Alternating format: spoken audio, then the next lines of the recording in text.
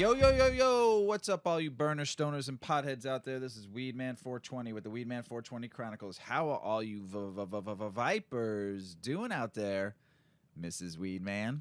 Mr. Weedman. How the hell are you? Awesome. We got some snow. We did. We did. Love it. Yeah. Snowy in Chicago right now. More on its way. Yeah. Very chilly. Hey, everybody out in the world out there. Hope you're doing well.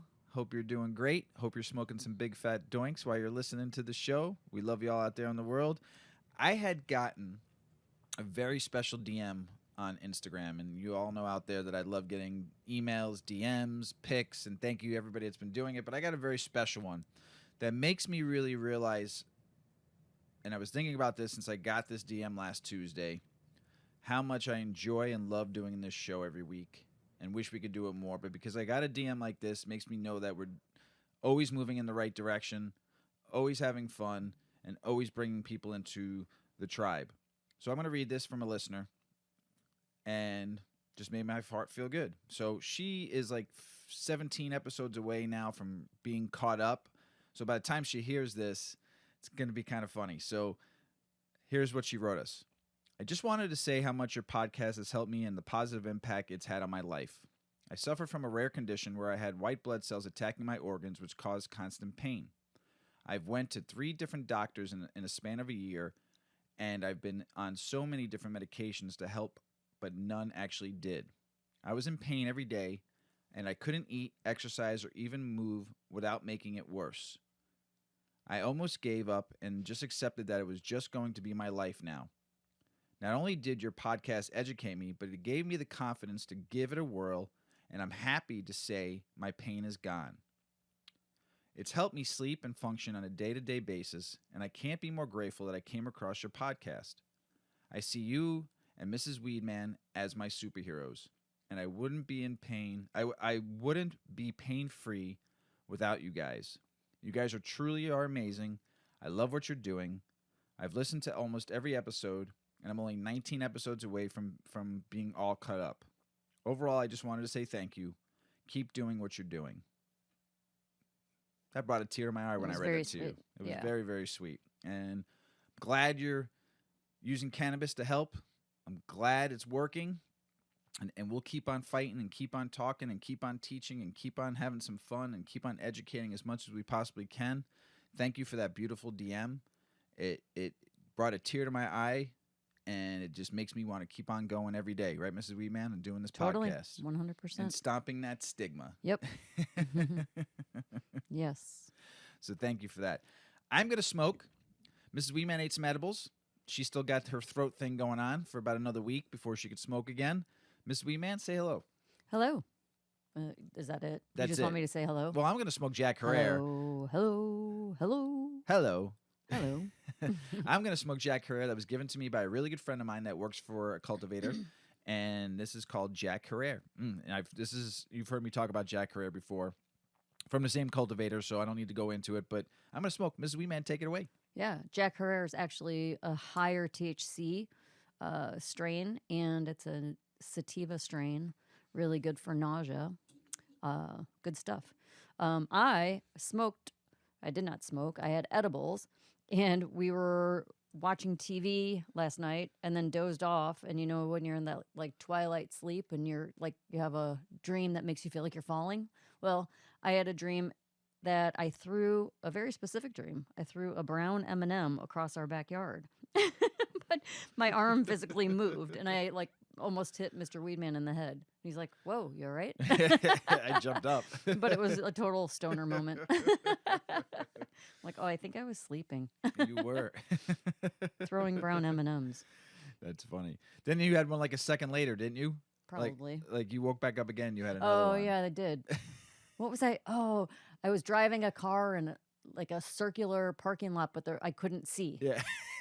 And then I opened my eyes and I'm like, okay, I can see. My eyes work. Like, that was like 3 minutes later. Yeah. You closed your eyes again, and all of a sudden you woke up again and woke me up again. I'm like, you're right. Like I was driving in a circle and in a circle and in a circle. There were no stripes. I remember there were like no parking stripes, but then I couldn't even see out the window. Gosh. So I don't know if that was a dream or if that was just being high. Maybe a little bit of both. A little bit of both. Yeah. You ready to get the show started? Yeah. Me too.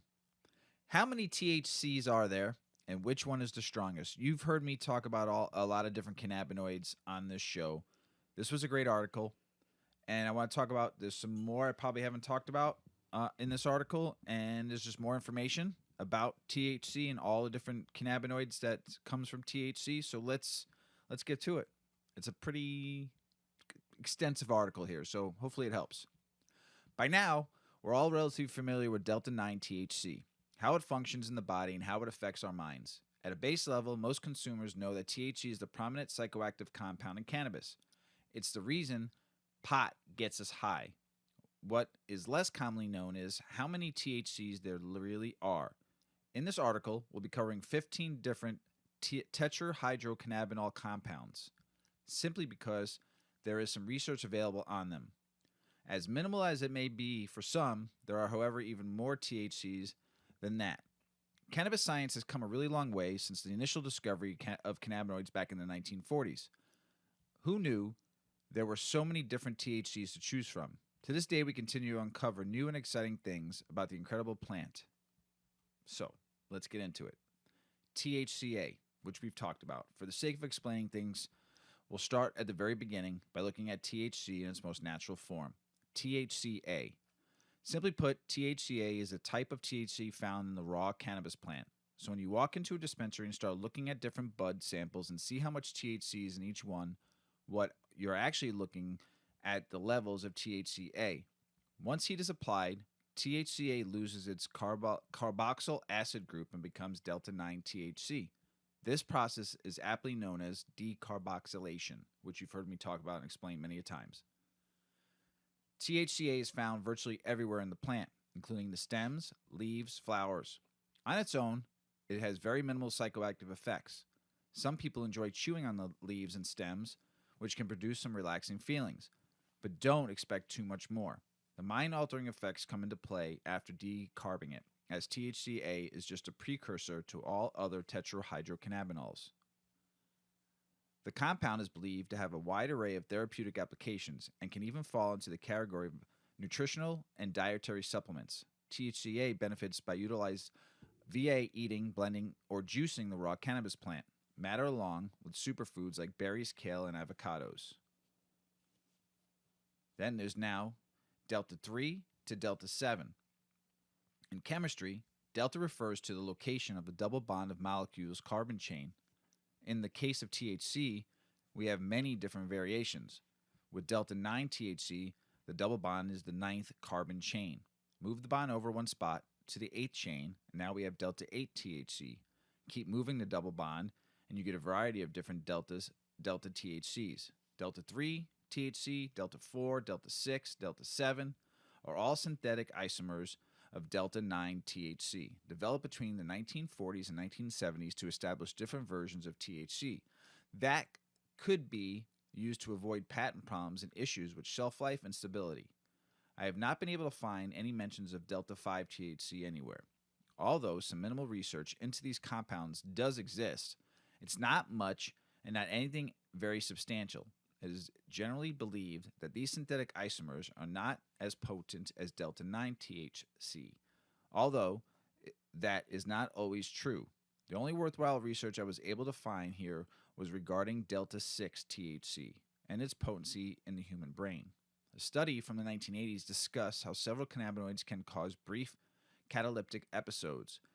Cataplexy is a disorder characterized by the body's inability to move or respond to external stimuli.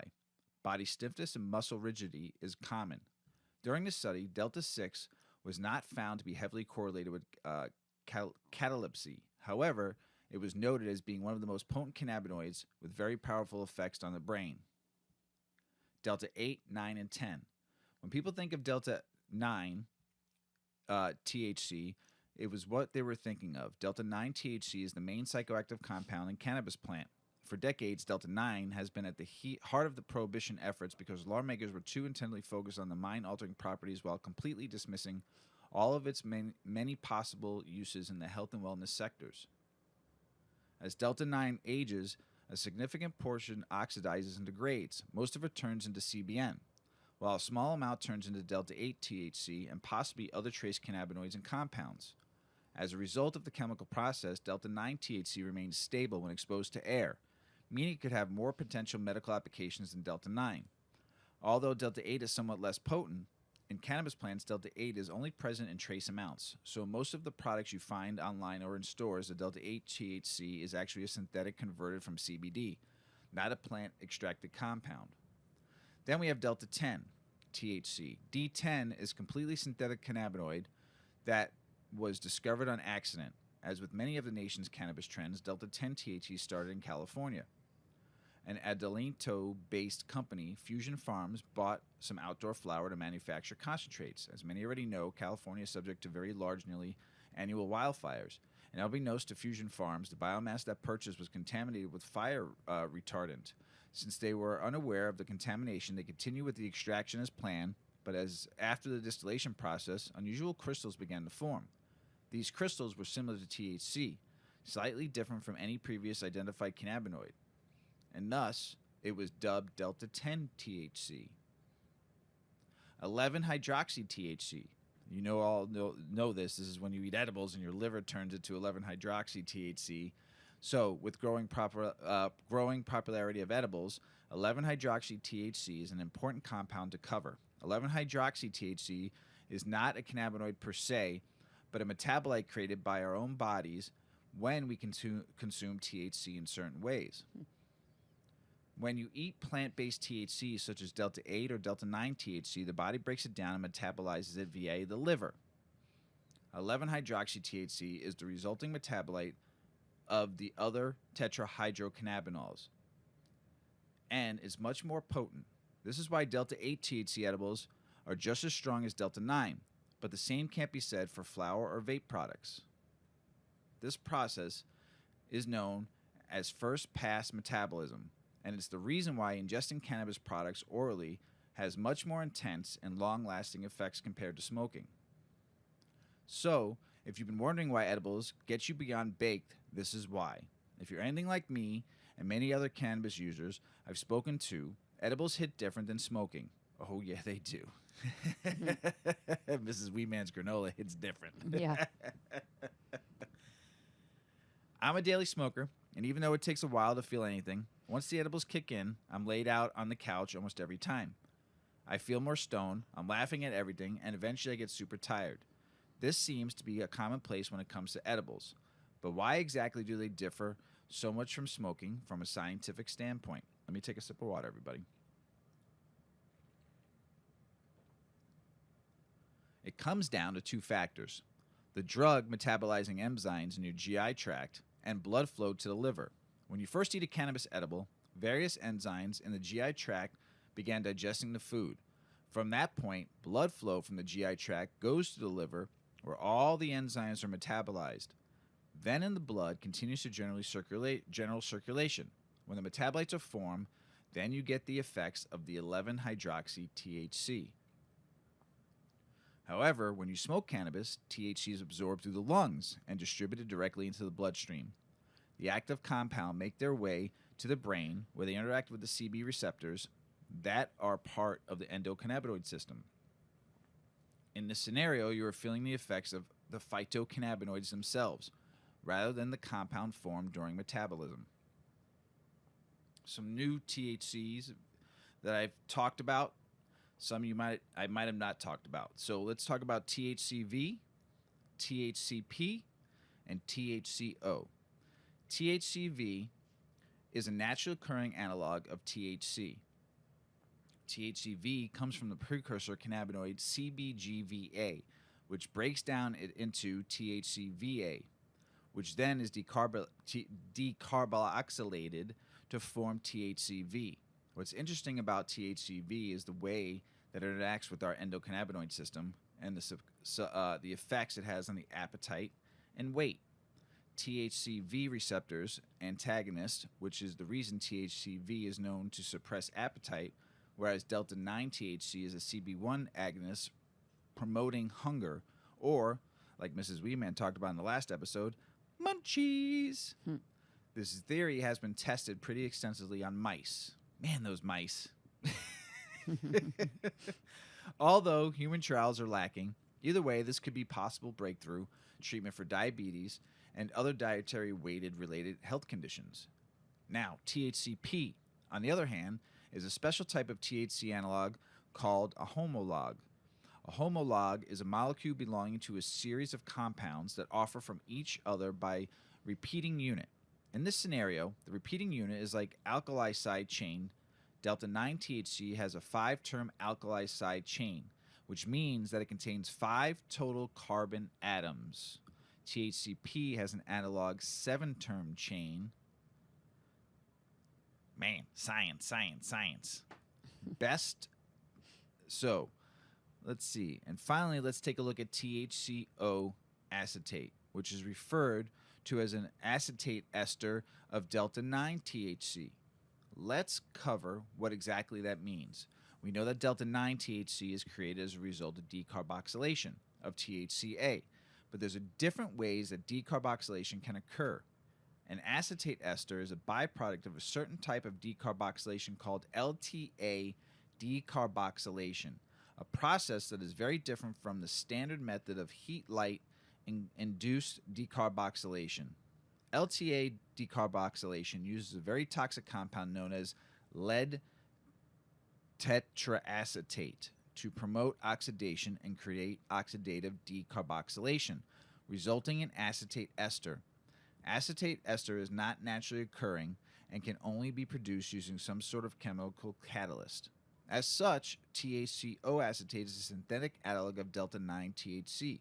Although it's gaining popularity, especially in vape products, it's important to know that this is not a compound found in a capacity in the cannabis plant. Now, some recently discovered THCs, THCH and THCB.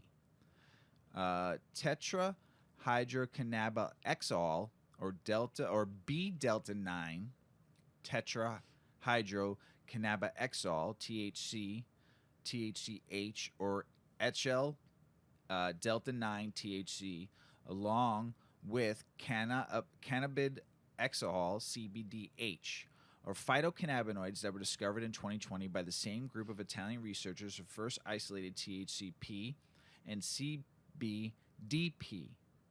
In short, THCH is a hexyl homolog of delta 9 THC. Delta 9 THC, and then there's THCH carries the N hexyl side chain rather than the alkyl-like most THCs. Man, woo, science, science, science. These are the first hexyl derivatives of cannabinoids that have been discovered thus far. The definition of hexyl group is an irregular, saturated radical compound of hydrogen and carbon derived from hexane. Often, this is the result of the loss of one or more hydrogen atoms. The situation with tetrahydrobutol is quite similar. It's a homolog of delta 9 THC, with the main difference being the butyl side chain replacing the alkyl chain. There is virtually no information available on the cannabinoid other than the discovery that has an affinity for both the CB receptors comparably of that of delta 9 THC. So, which THC is the strongest? The answer to that is a bit complex, but here it goes. When it comes to the strongest, THC, it depends to the extent what product type of consumption methods you're most interested in. To elaborate on that further, if you're looking for the strongest smokable type of THC, then THCO will likely be your best bet. The downside for the writer anyway is that it's completely synthetic and the long-term effects of vaping is still unknown. If you're looking for something naturally occurring, then THCP is said to be extremely potent. Unfortunately, it's the trace cannabinoid, so you won't find large amounts of it in raw flowers. To utilize this compound, you'll need to find concentrates, vape products, and other extracts that contain it.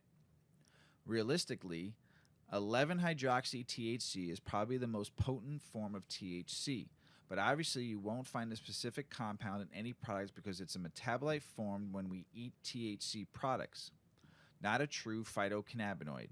And if you're not a person who likes to use edibles, then you're not getting any 11-hydroxy THC anyway. For the writer personally, I get the best effects from Delta 9 THC products. Despite the belief that THCP and THCO are stronger, I personally have not noticed being any higher when using products containing these compounds. It's just a different kind of high. Call this writer a purist, but she still gets the most stoned off a good old fashioned high quality flower and live resin concentrates. So the conclusion: when it comes to the cannabinoids in today's market, variety is certainly not lacking. Although many of these THCs are not yet available commercially or pharmaceutically, it's exciting to know how many different versions of this psychoactive compound are being discovered and how slight chemical variations can lead to some interesting differences in effects and benefits. And the writer of this great article, I think I've read a couple other things from uh, from her before, written by Alexandra Hicks, and this was on CBD Testers was where I found the article on. So really, really good stuff. Just more information about THC and all the different cannabinoids that come from it, whether it being coming from strictly from the plant or synthetically. But a lot of good research is going to start being done on a lot of these because we're going to find that some of these cannabinoids can really, really do some justice for people. So good stuff, Mrs. Weedman. Yeah, now that we've had science class with Mr. Weedman, is everybody awake? Chop chop. Hello, everybody. Did we lose a few of you? I hope not. I spaced out a little bit. It must have been an edible. Yeah, but I think it's interesting what you were sharing. Yeah, lots of technical information. Science. Science.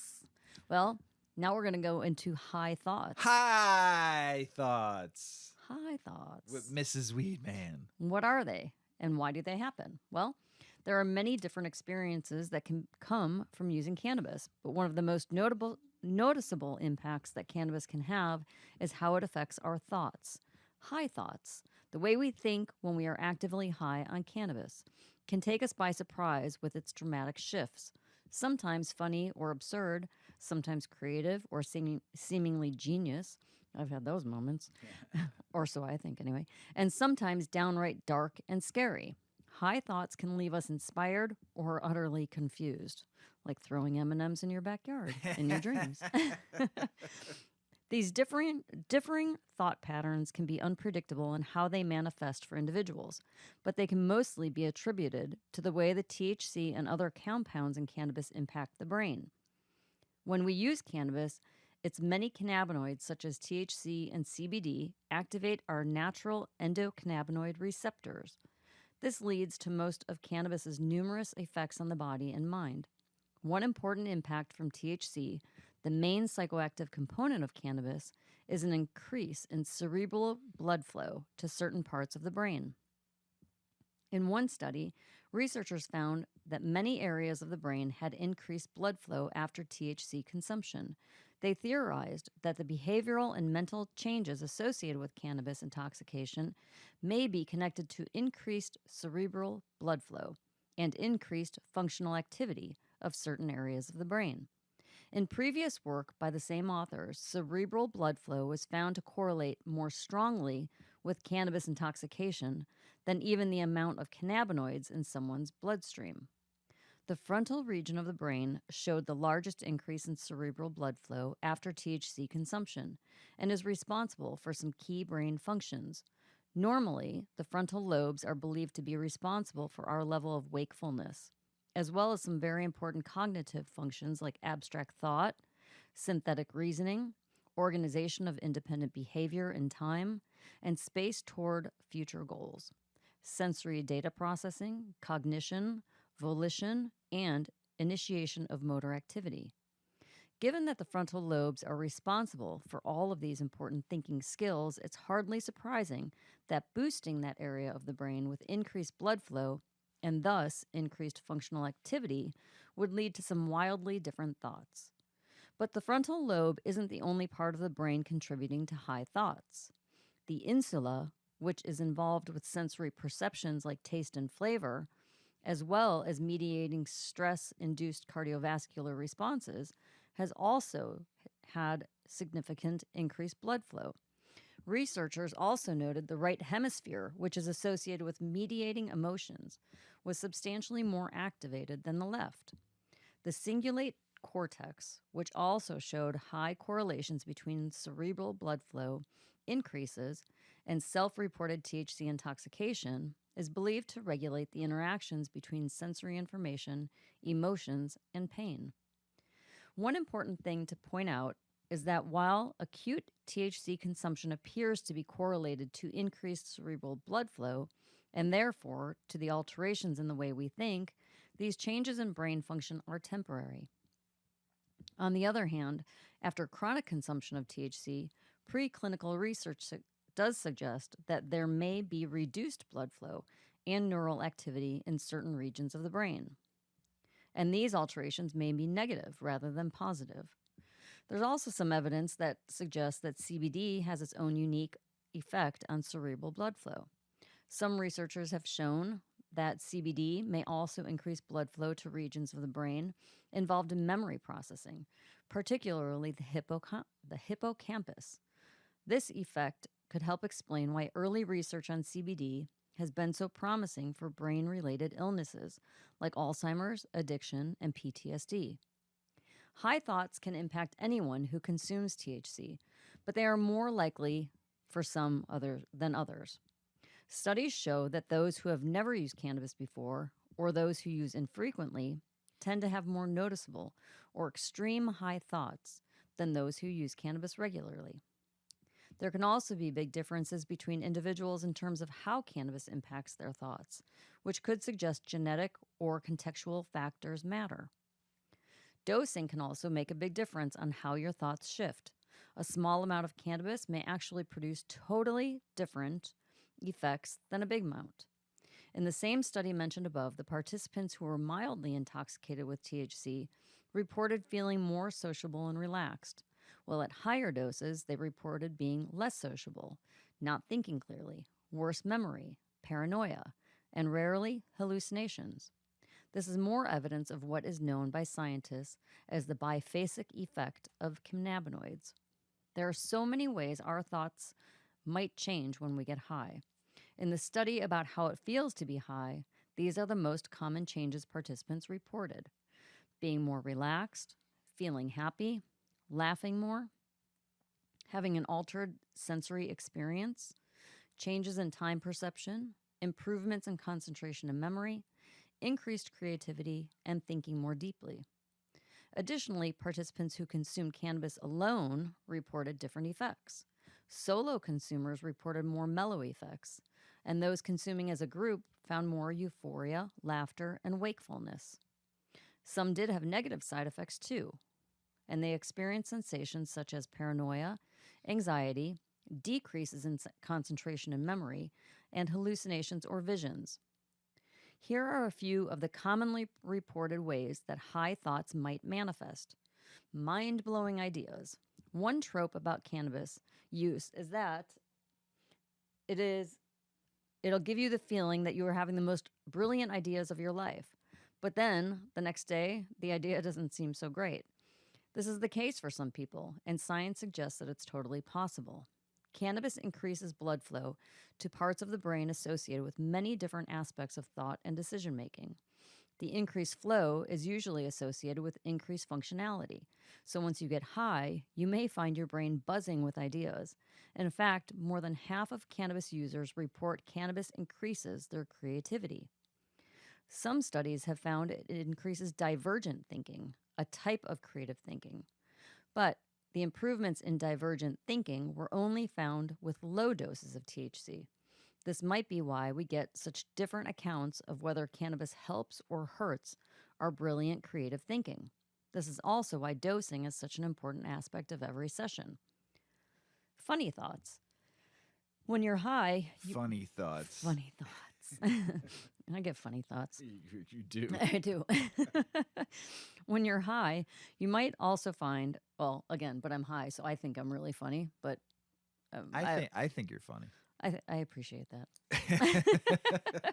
It's the only time. Generally, I'm not very funny. I think you're I funny. think I'm funny, but whatever. Don't give me a stage. When you're high, you might also find that everything that you think about is hilarious or absurd. If you find yourself laughing at everything, that is likely because THC is increasing blood flow to parts of your brain associated with laughter. As they become overactive, everything just seems funny. Additionally, THC can also help promote happy, relaxed, blissful feelings, much like an antidepressant or anxiety medication. These happy feelings make it easier to laugh and enjoy the humor in life. While many high thoughts are pleasant or hilarious, some are exceptionally unpleasant. Cannabis can lead to anxious, paranoid, negative thoughts. Sometimes these can be intrusive in our mind and we are unable to stop thinking about them. Those who experience these thoughts regularly usually don't enjoy getting high. I've said it before. It's your head. When people say they're paranoid, I don't.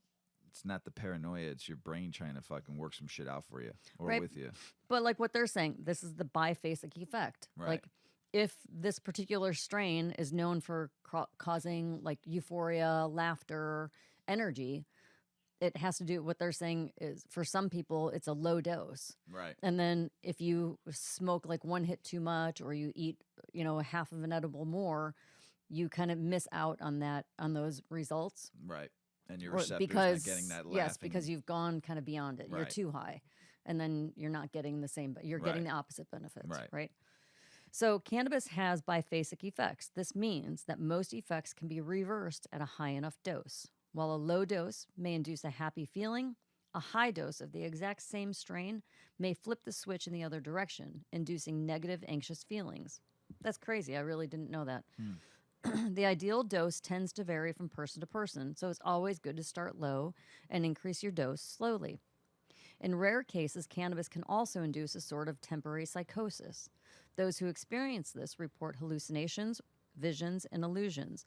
Some might think they're seeing something moving that is still, or they think they hear voices or indistinct white noises like the whir of a fan. My sensories when I'm very high Heightened. I feel like an animal. Like I feel like I can hear an ambulance that's like 5 miles away and like the furnace of a neighbor's house 2 doors down. Like, what is that noise? What do we hear? I don't mind it. I kind of like it. In most cases, these effects are short-lived, very much so, and they end after the high. Unfortunately, some research does tie high THC cannabis use to schizophrenia and suggests that cannabis use, particularly for adolescents and young adults, might put some at risk for schizophrenia later in life. This association is mediated by factors like family history of mental illness, genetics, and childhood trauma. So, how long after consuming cannabis do you typically experience high thoughts? High High thoughts. thoughts. Most regions of the brains show significant changes 60 minutes after using low doses of cannabis. For high doses of cannabis, you peak around 30 minutes. The method of your consumption also impacts your timing, with smoking and vaporized cannabis versus edibles, right? We've talked about that a lot.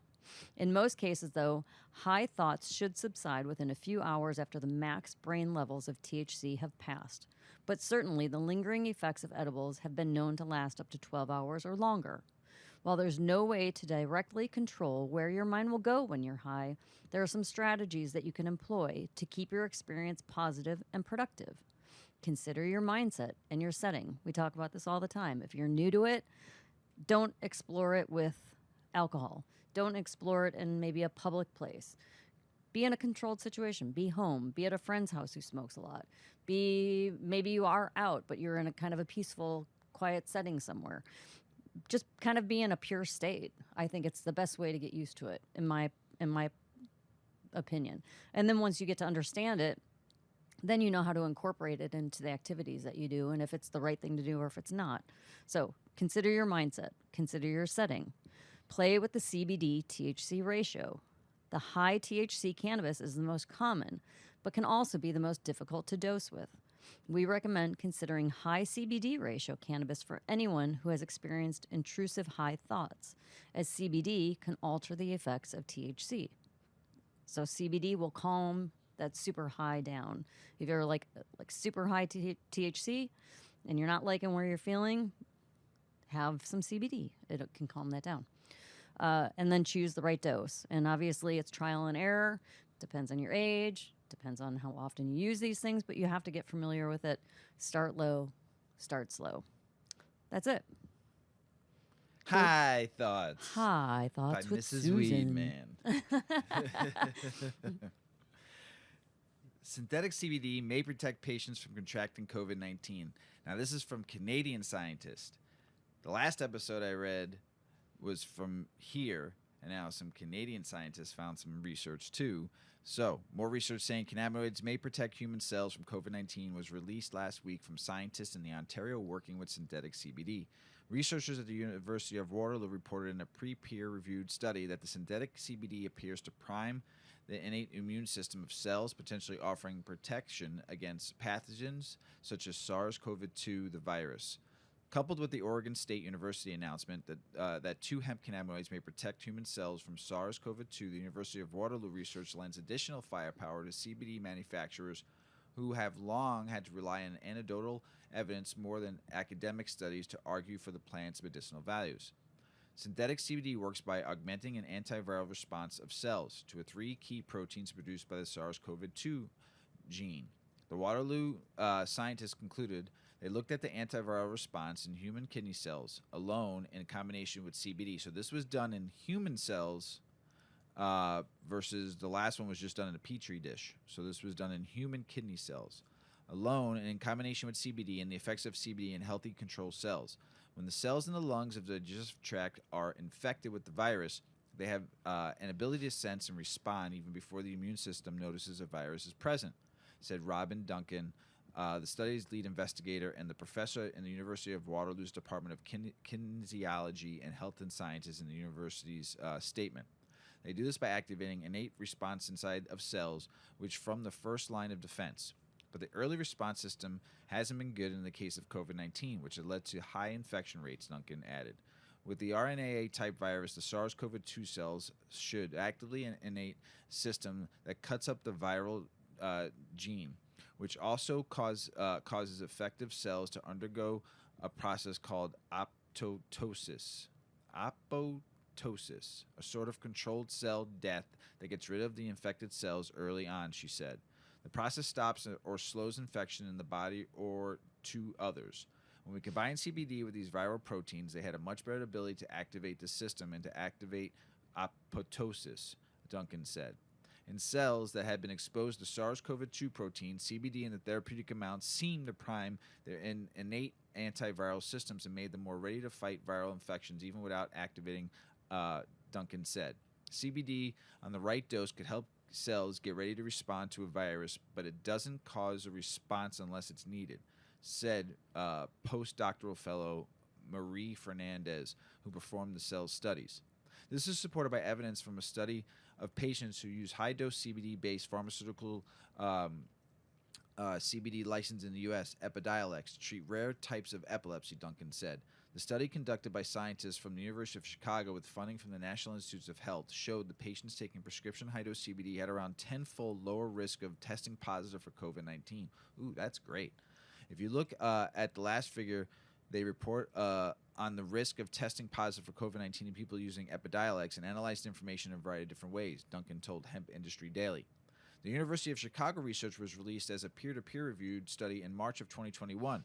Normally, scientific studies are released after undergoing peer reviews by the journal in which they will be published. Duncan said, however, given the urgent need to share information related to COVID-19 as quickly as possible, many researchers are now posting pre-peer-reviewed versions.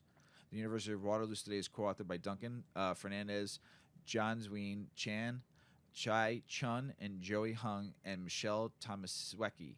The university says the study is under review in the journal Life Sciences. Man, that's great. Some more great news. You know? Mm-hmm. Keep For on sure. fighting, man. Diabetes. What's the difference between men and women with cannabis? Well, the cool thing is ladies who use cannabis are regularly, I should say, are less likely to become diabetic. Whoop, whoop. Go ladies. This is new research. So women who use cannabis regularly are less likely to be diagnosed with diabetes than those who don't, according to new research conducted at Texas A&M University. Diabetes is a chronic health condition that affects more than 34 million Americans. This condition is caused by a metabolic failure to produce or process insulin, which can cause high blood sugar levels and eventually lead to kidney and heart disease. Diabetes is responsible for over 87,000 deaths per year in the U.S. alone, and there's currently no cure for this disorder.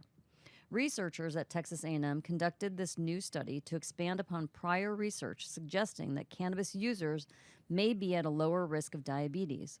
The study authors looked at data from 15,062 people who participated in the National Health and Nutrition Examination Survey from 2013 through 2018. This survey asked subjects if they had been diagnosed with diabetes or other health conditions and also questioned them about their use of cannabis and other drugs. The researchers discovered that women who reported using cannabis regularly were less than half as likely to be diagnosed with diabetes than women who did not get high.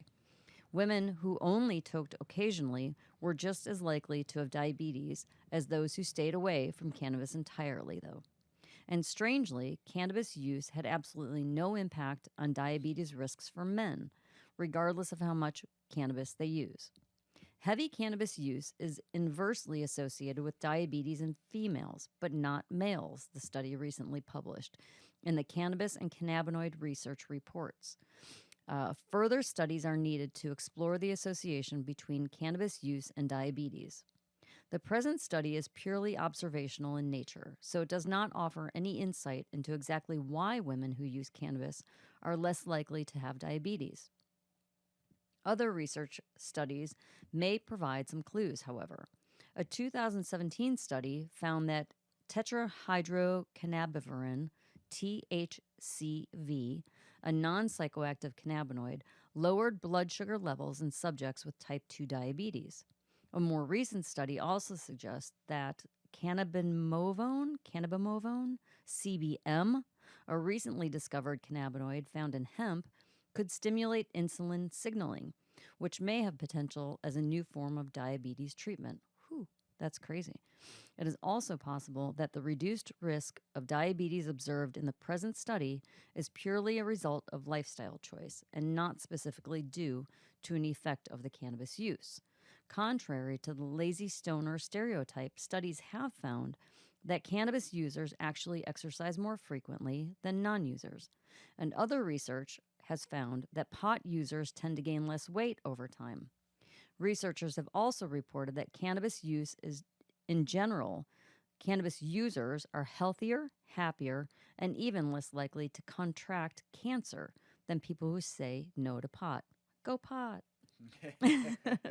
Further research will be necessary to fully explain the relationship between cannabis and diabetes and to understand why this relationship may differ between men and women. And while researchers conduct new studies to explore whether cannabis can effectively deter or treat diabetes, other scientists are exploring whether psilocybin, shrooms. Psilocybin. Wow. That doesn't look like that. Psilocybin. Yeah, it does look like that. Mushrooms could have a similar effect. Pretty cool. Nice. So that's news to watch. There's a lot of people with diabetes. Yep. Some things to know what's going on in some states right now. The Mississippi House of Representatives approved a medical cannabis legalization bill and now heads back to the Senate, which passed it last week for the final vote on new amendments. And reading a little bit more about that, too, it looks like they did lower the gram total, and it looks like it's going to head to the governor's desk. New York, new budget plan projects that the state will generate more than $1.25 billion in legal cannabis tax revenue over the next 6 years. Man. The South Carolina Republican senator who is sponsoring a medical cannabis bill said it will be on the Senate floor this week for debate on special order, meaning that the body must vote on it before any other legalization is taken up or legislation is taken up. The Republican chairman and top Democratic member of the Pennsylvania Senate Banking and Insurance Committee announced they are be filing a state-level cannabis banking bill to serve as a companion to the Federal Safe Banking Act. Good for them. A Utah Republican representative filed a bill to create a task force to study and make recommendations on therapeutics uses of psychedelics such as psilocybin for treating mental health disorder. It's so crazy how much they're talking about psilocybin and LSD and MDMA now. And before it was like so taboo, but being used for PTSD and helping treat for depression and all that stuff. And let me tell you something, if this all gets passed before full federal legalization of cannabis. As much as I mean, I like mushrooms and stuff like that, but I'll be pissed. Yeah, for sure. A political consultant to Texas Agriculture Commissioner was indicted and in an alleged hemp license bribery scheme. Some federal news: the Drug Enforcement Administration is proposing to place 5 tryptamine hallucinogens on Schedule 1. The U.S. Department of Agriculture said licensed hemp businesses are eligible for its Rural Energy Pilot Grants program. The Supreme Court heard an oral arguments in cases about the terms of crack offense resentencings under federal criminal justice reform legalization. Representative Earl Blumauer of Oregon tweeted 41 states across America, including Oregon, have voted to give terminally ill patients the freedom to choose their expendable treatments, but the federal government is blocking doctors from being able to facilitate psilocybin-related therapies. I'm leading the charge to change that. Representative Nancy Mace of South Carolina tweeted about discussing her cannabis legalization bill with a Harvard class. Let's see. Some more state news. New Jersey Governor Phil Murphy said that his second inaugural address that businesses in the new cannabis industry that we are setting up in the name of social justice as part of the efforts to continue growing the innovation economy that will power our future and make us a model for the nation and the world. Louisiana Governor John Bell Edwards criticized Democrat U.S. Senate candidate's ad that shows him smoking cannabis. Wait till I talk about this article. Oh, I'm so proud of this man. A spokesperson for Indiana Governor Eric Holcomb said that his opposition to cannabis legalization hasn't changed, but that he will review any bills lawmakers send him. Hawaii's Progressive Legislative Caucus is backing a cannabis legalization bill. The South Dakota Senate Health and Humane Services Committee voted to limit medical cannabis patients to 3 homegrown plants and approved other medical cannabis legalization. Got some more to talk about South Dakota in a second. The chairman of Missouri House Veterans Committee said he would refer lawmakers to pass cannabis legalization rather than have voters do it via ballot. He's scared because he knows it's just going to pass because the voters want it. Let the voters vote on it. Kentucky lawmakers held a press conference to support cannabis legalization. Separately, the representative sponsoring a medical cannabis bill said he thinks the votes are there to pass it, but must first convince Senate leadership to bring it up. New Mexico lawmakers are only considering a handful of cannabis bills this session. A New York Assembly tweeted, since 2001, more than 30,000 veterans have died by suicide. When it comes to suicide prevention, we should try and have every treatment option and bring it to the table. Utah regulators launched an effort to expand medical cannabis access. Ohio regulators suspended the medical cannabis employee license of Ancient Roots CEO for allegedly giving out product samples. Montana regulators are accepting top submissions for upcoming roundtable discussions about cannabis. The Washington Senate Social Equity and Cannabis Task Force will meet Monday. Nevada regulators will consider cannabis businesses issues on Tuesday. So that was going on in a lot of states. I got some more stuff. Here's something crazy about Illinois. Know this if you haven't seen this yet. It's being talked about with some other podcasters in Illinois and some writers in Illinois and some articles.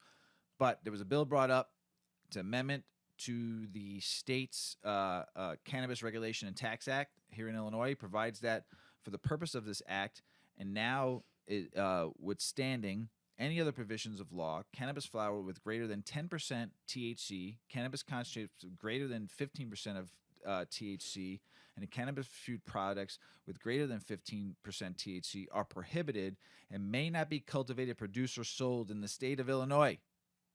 And provisions regarding laboratory testing requires an active ingredient analysis of each batch of cannabis and cannabis-infused products tested by the approved laboratory that includes THC percentage.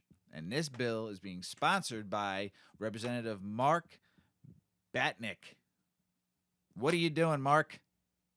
We didn't vote you in to change this law. We didn't vote you in to make sure you change the THC percentages on what's going on and what we need for our medicine and what people like to use. Are you going to lower alcohol percentages down to under 10% on all alcohol? What about cigarettes? Are you going to lower the nicotine on cigarettes? Stop picking on something that's here from Mother Earth, Mark. Vote him out. He's going to do that to us. Cannabis community of Illinois. Something crazy. I didn't realize this. There was no dispensaries in Bolingbrook, and now they're allowing it. Good for Bolingbrook, Illinois. New town. A new town with weed. Yeah. Cannabis banking bill sponsor says he's going to get the darn thing passed before leaving office. And this was Ed Perlmutter, representative of Colorado. Before he retires, he wants to get the Banking Act done. He said it's just, can't believe it's not done, basically what he's saying. Most Americans predict Biden won't uphold cannabis decriminalization promise in 2022, and that was from a poll. And he hasn't done anything for cannabis. He was out there speaking before he got elected. He was out on the road talking about cannabis legalization, decriminalization, getting prisoners out. Hasn't done anything for cannabis. And I know there's a lot going on, but you set it on the campaign trail. Oklahoma lawmakers seek to exert local control over medical cannabis growers. There is 8,300 active licensed growers in Oklahoma with a population of 4 million. That's a lot. How many? What? 8,300 Growers? active licensed growers as of January 6th, according to the Oklahoma Medical Cannabis Authority. Dang. 8,300. That's a lot. That's a lot. But if they're Active. like craft growing, like small batch. Yeah, but that's a lot for only 4 million people. It's only medical Well, it's there like too. every neighborhood But has it's only its own. medical. Oh, It's not even rec. that's right. So crazy. Crazy. State issues first in South Dakota. First 3 medical cannabis licenses in South Dakota were issued finally. My gosh, it's taken forever. Don't forget, everyone, they voted to have home grow. They voted to be at medical and recreational in South Dakota, and it's taken over a year to even get 3 licenses. And there is no cultivation in fucking South Dakota right now either. So they open these 3 pot shops. Where are they going to get the weed from? And you can't go over state lines. And now also South Dakota's, because the people voted for it, they wanted home cultivation. They were allowed to go 3 plants, and now they're trying to stop that too. South Dakota. I'm telling you, South Dakota cannabis community, they are holding us and holding you captive on the laws that you voted. So your vote absolutely means nothing in South Dakota. And right here, they're proving it. Vote them out. Rhode Island governor includes cannabis legalization as budget's next budget request. Good for you, Rhode Island. Lawsuit in Georgia stalls for the medical cannabis market. We don't talk much about Georgia, and I hate it that we don't talk much about Georgia. Last time I talked about Georgia was about vaping products and going medical, and that was forever ago. Yeah. It's so weird. They don't come up much. It's so weird that they just don't even just decriminalize it, pass a law that people can home grow, let people just be able to grow it themselves. Don't worry about dispensaries. Don't worry about cultivation. Let the people just grow it themselves. And stop being scared of fucking all you states now that are stopping home grow or trying to stop home grow that you passed on a bill. Stop being scared of not making enough tax dollars.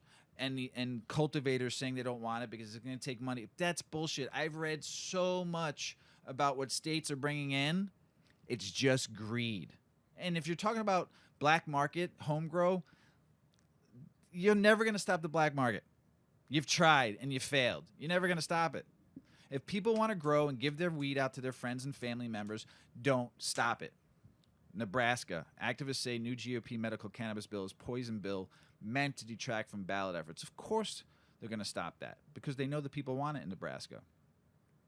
Bipartisan Pennsylvania senators filed bill to let medical cannabis patients grow their own plants. Good for you, Pennsylvania. That is great. Do not be scared.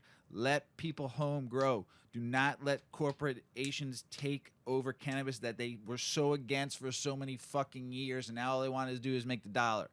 Let people home grow. Free the fucking plant. Let everybody grow. Not just medical patients. Anybody should be allowed to grow the plant.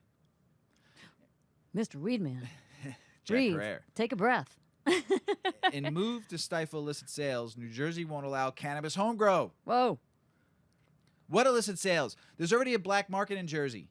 Jersey, let people home grow their own fucking medicine. Another state that was going to ballot, let it happen, and now they're not. Austin lawmakers approved cannabis decriminalization initiative for May ballot. Good for you, Austin. U.S. Senate candidate smokes cannabis blunt in campaign ad about harms of criminalization. This dude, this man, this gentleman is a fucking stud. I watched his video, I watched his ad, and I tell you what, that took so much fucking cojones. Democrat Gary Chambers of Louisiana running. People of Louisiana, vote for this man because he was not afraid. He's not afraid to go on a public ad campaign and an ad that he was running, and he supported it. Mr. Gary Chambers smoked a blunt in his never in the history has it been done.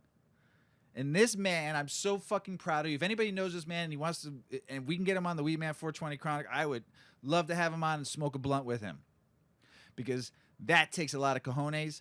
I'm proud of you. I'm proud of you for fighting for the 40,000 federal prisoners for nonviolent cannabis, whatever. I'm so fucking hyped up that this man did this. Unbelievable. If you haven't seen it, it's 37 Seconds, Legalized Cannabis by Gary Chambers. Man, fucking awesome. Awesome. Ugh, love it. Education on cannabis in colleges and schools. I went to one. You did? I went to a We've junior talked about college. that. And, Yep. Yeah, and took a few courses, 2, 3, 4, 5, 6 at Moraine Valley Community College. Yeah. Really good. Very really good. Cannabis education is trending Trending up. at major universities Nice. in America. Yeah. If you are entering college and heard about a new industry that had grown 46% since 2019, would you pursue a degree in that field? Well, if so, you'd be one of thousands of students considering an education in cannabis. Forbes reported legal cannabis sales hit a new record of $17.5 billion in 2020, up nearly double from the year prior. Institutions of higher learning aren't about to miss out on that boom. According to Leafly, there are now 321,000 full-time American cannabis jobs in the legal market. There are even some cannabis companies offering scholarships to help their employees expand their expertise. VeraHeal and Steadfast Labs, for example, are offering $1,200 scholarships annually to staff pursuing cannabis studies. With the industry's expansion, it's not surprising many accredited universities are investing time and money into cannabis education. Some universities offer only a few classes, while others have full degrees in cannabis. With so many options available, students can choose whatever classes best suit their needs and interests. Northern Michigan University began offering a degree in medicinal plant chemistry in 2017. The program debuted as the only 4-year degree program of its kind to combine experimental horticulture and advanced analytical chemistry with an optional entrepreneurial track, said their news director, Christy Evans. They are now offering a multidisciplinary indoor agricultural associate degree for careers in medicinal plant and agricultural food production. Lake Superior State University in 2019 began offering a degree in cannabis studies with a focus on cannabis chemistry. They've since added a degree in cannabis business, and the university's Cannabis Center of Excellence offers courses like cannabis economics, cannabis law and policy, and the survey of cannabis business. Western Illinois University offers a cannabis production minor and a cannabis culture minor. Cannabis production is focused on horticulture sciences and plant physiology, where students take classes like crop biotechnology. The cannabis culture minor focuses on how the prohibition of cannabis negatively affected the lives of people of color. Students with this minor would take classes like contemporary moral problems and cannabis and pop culture. Ohio State University, Moritz School of Law, offers a course on marijuana law and policy and a seminar too. One popular course is Cannabis, where they explore the legalized cannabis industry from a corporate transactional perspective. It focuses on business-first approach to initiatives on decriminalization and legalization. It also discusses the long history of marijuana and policies already in place. At Stockton University in New Jersey, students can get a minor in cannabis studies. Every student with this minor is required to take medical, marijuana, and cannabis law courses. The university also offers an online cannabis certification course. It's composed of 6 courses, including cannabis cultivation, introduction to research in medicinal and adult use cannabis, and introduction to business. At New York's sunny Morrisville, they offer a cannabis industry minor. The 6 courses required are based on understanding a variety of production and processing techniques, and evaluation of market trends. Some of the course options are hemp production and processing and soil science. The University of Denver's Sturm, STURM, College of Law. Say that again? Strum? No, the R is after the U. Oh, Sturm. Sturm. I wanted to say Strum. Strum. Sturm College of Law offers many classes on marijuana law and policy. One of the courses currently featured is Representing the Marijuana Client.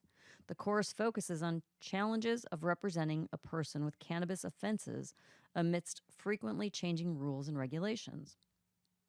The Pueblo Division of Colorado State University created the Institute of Cannabis Research in 2016, offering the nation's first multidisciplinary cannabis research center at the regional institution.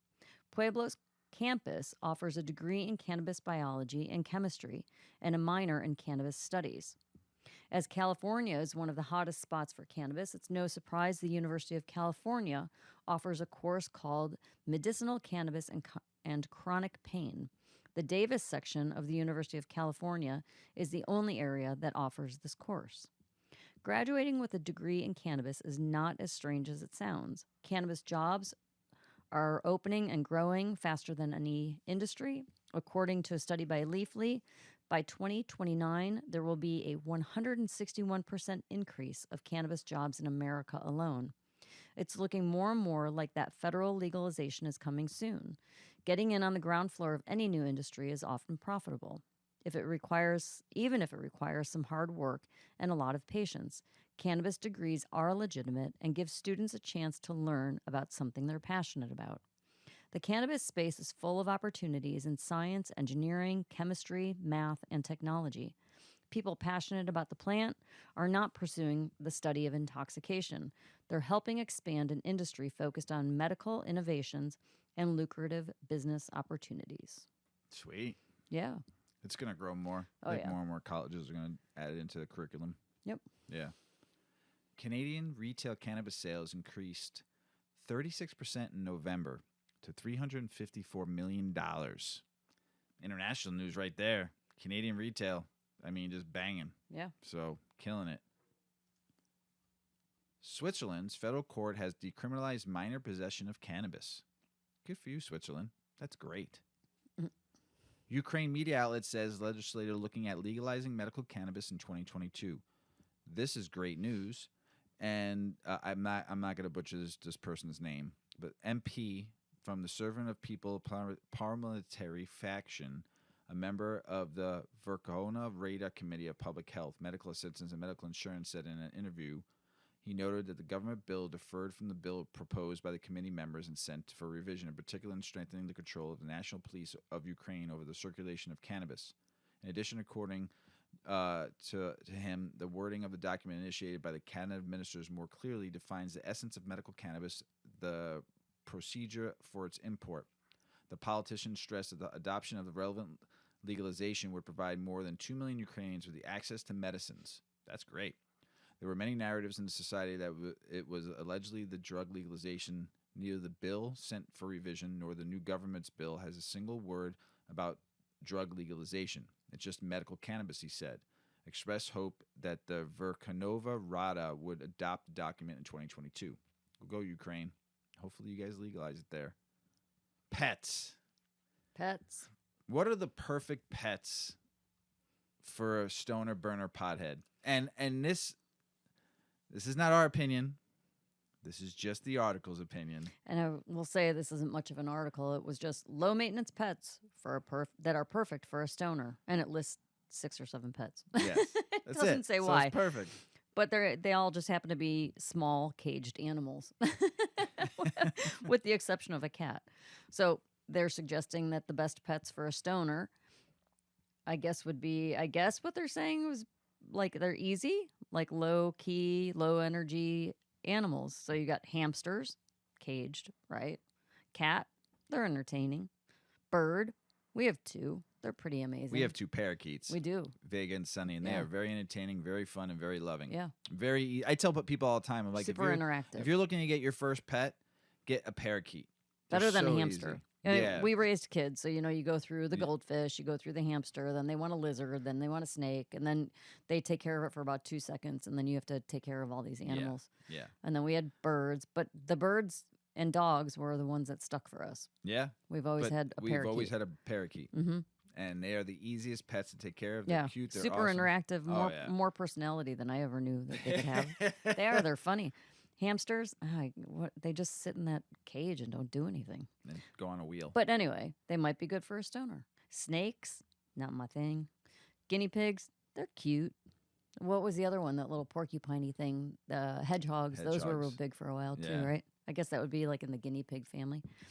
Fish, sea monkeys. I was like, where the heck do you remember sea monkeys when we were kids? kids? Pet to take care of is a sea monkey. They never worked. They never hatched. All they were is little shrimp. I know, but I kept waiting for the little face to come out. Like the picture shows, like a little. That's why everybody cartoon bought character. it. That's What why I is bought this? it. I didn't know it was I didn't know. I thought a sea. I was gonna be like, holy shit, a sea monkey! I want them. I used to get all the time, and they would never hatch. They don't do anything. But then my dad finally figured out. He goes, you know what they really are?